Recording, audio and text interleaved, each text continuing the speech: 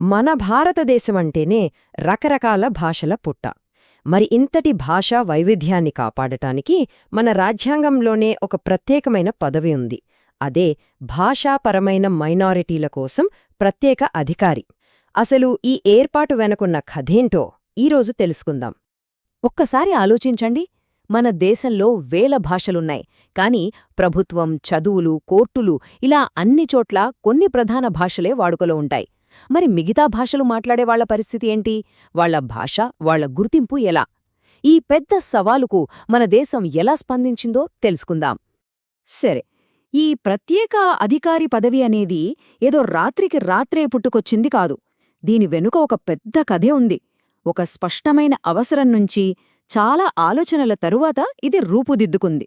అసలా ప్రయాణం ఎలా మొదలైందో చూద్దాం. ఇక్కడ ఈ టైంలైన్ చూస్తే మనకొక క్లారిటీ వస్తుంది.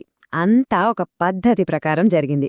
చూడండి, 1953-55 మధ్య రాష్ట్రాల పునర్వ్యవస్థీకరణ కమిషన్ ఉంది కదా, వాళ్లు మొట్టమొదట అయ్యా చిన్న చిన్న భాషలు మాట్లాడేవాళ్లను కూడా మనం కాపాడుకోవాలి అని గుర్తించారు. వాళ్ల సిఫార్సుతో 1956లో 7వ రాజ్యాంగ సవరణ చేశారు. దీని ద్వారానే కొత్త నిబంధన వచ్చింది. ఫైనల్గా 1957లో ఈ స్పెషల్ ఆఫీసర్ కార్యాలయం అధికారికంగా స్టార్ట్ అయిందన్నమాట. సో ఈ పదవికి ఉన్న బలం ఎక్కడనుంచి వస్తోంది అంటే రాజ్యాంగం నుంచే. Article 350B. దీన్ని ప్రత్యేకంగా మన రాజ్యాంగంలోనే 17వ భాగంలో చేర్చారు. అంటే ఇదొక మామూలు చట్టం కాదు, ఏకంగా రాజ్యాంగమే భాషాపరమైన మైనారిటీలకు ఒక బలమైన రక్షణ కవచాన్ని అందిస్తోందన్నమాట. ఇప్పుడు ఈ ఆర్టికల్ 350B అసలు ఏం చెబుతోంది? చాలా సింపుల్ అండ్ క్లియర్. రెండు ముఖ్యమైన పాయింట్లు. మొదటిది, ఈ స్పెషల్ ఆఫీసర్ను ఎవరు నియమిస్తారంటే స్వయంగా భారత రాష్ట్రపతి. ఇక రెండోది, ఇదే చాలా ముఖ్యం, ఈ ఆఫీసర్ పని ఏంటంటే మైనారిటీల కోసం ఉన్న రక్షణలు సరిగా అమలవుతున్నాయా లేదా అని విచారణ చేయాలి. ఆ రిపోర్ట్ను నేరుగా ప్రెసిడెంట్కే ఇవ్వాలి. మధ్యలో ఇంకెవ్వరూ ఉండరు. సరే, రాజ్యాంగంలో పదవిని ఏర్పాటు చేశారు, బానే ఉంది. కానీ ప్రాక్టికల్గా ఈ ఆఫీస్ ఎలా పనిచేస్తుంది? దీని స్ట్రక్చర్ ఏంటి? అసలు వీళ్లను ఏమని పిలుస్తారు? ఆ వివరాల్లోకి వెళ్దాం. ఇక్కడ ఒక చిన్న కన్ఫ్యూషన్ రావచ్చు.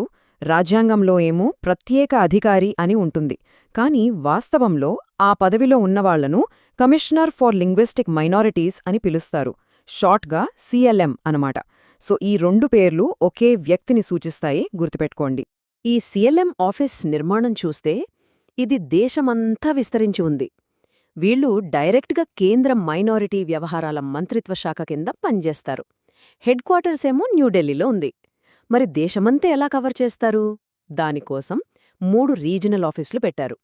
కర్ణాటకలో బెల్గాం, తమిళనాడులో చెన్నై, వెస్ట్ బెంగాల్లో కోల్కతా. ప్రతి రాష్ట్రంతో కోఆర్డినేట్ చేయడానికి ఆయా రాష్ట్ర ప్రభుత్వాలు నోడల్ ఆఫీసర్లను కూడా నియమిస్తాయి. సో ఇదొక పక్కా వ్యవస్థ అన్నమాట. ఓకే, ఆఫీస్ స్ట్రక్చర్ తెలిసిందే. మరి వీళ్ల రోజువారీ పనేంటి? వాళ్ల డ్యూటీస్ ఎలా చేస్తారు? ఒక ఫిర్యాదు వస్తే అక్కడ్నుంచి యాక్షన్ తీసుకునే వరకు ఆ ప్రాసెస్ ఏంటో వివరంగా చూద్దాం. సింపుల్గా చెప్పాలంటే CLM పనిని మనం 3 భాగాలుగా చూడొచ్చు. ఫస్ట్, విచారణ. భాషాపరమైన మైనారిటీల హక్కులకు సంబంధించి ఏ సమస్య వచ్చినా దాని లోతుల్లోకి వెళ్లి విచారించడం వీరి మొదటి పని. Next, reporting. వీళ్లు చేసిన విచారణల ఆధారంగా దేశంలో పరిస్థితి ఎలా ఉందో వివరిస్తూ ప్రెసిడెంట్కి రిపోర్ట్లిస్తారు. ఇక మూడోది, మానిటరింగ్. కేవలం రిపోర్ట్లు ఇచ్చి చేతులు దులుపుకోరు. ఆ రక్షణలు నిజంగా అమలవుతున్నాయా లేదా అని నిరంతరం ఫాలోఅప్ చేస్తూ ఉంటారన్నమాట. అయితే ఈ పర్యవేక్షణ అంటే ఆఫీస్లో కూర్చుని చేసే పని కాదు. వీళ్ళు చాలా యాక్టివ్గా ఫీల్డులో ఉంటారు. కొన్నిసార్లు క్వెశ్చనీర్ల ద్వారా, సెమినార్ల ద్వారా సమాచారం సేకరిస్తారు.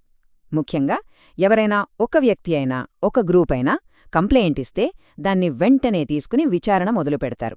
అంతేకాదు, అవసరమైతే నేరుగా ఆ మైనారిటీ ప్రాంతాలకి, స్కూళ్లకి వెళ్లి అక్కడి పరిస్థితిని స్వయంగా చూస్తారు. గవర్నర్లు, ముఖ్యమంత్రులలాంటి పెద్దవాళ్లతో కూడా హైలెవెల్ మీటింగ్స్ పెట్టి సమస్యల్ని చర్చిస్తారు. ఇన్ని పనులు చేస్తున్నారు కదా, అసలు వీటన్నిటి వెనుక ఉన్న పెద్ద లక్ష్యమేంటి? ఈ ఆఫీస్ ఏం సాధించాలని చూస్తోంది? వాళ్ల అల్టిమేట్ గోలేంటో ఇప్పుడు తెలుసుకుందాం. ఇక్కడ చాలా మంచి పాయింట్ ఉంది. Vision versus machine. విజన్ అంటే ఏంటి? వాళ్ల లాంగ్ టర్మ్ డ్రీమ్.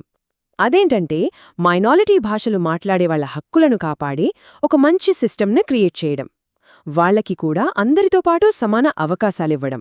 మరి మిషన్ అంటే ఆ డ్రీమ్ను నిజం చేయడానికి ప్రస్తుతం వాళ్ళు చేస్తున్న పని. అంటే అన్ని రాష్ట్రాలు రాజ్యాంగంలో చెప్పిన రక్షణలను కరెక్ట్గా అమలు చేసేలా చూడ్డం.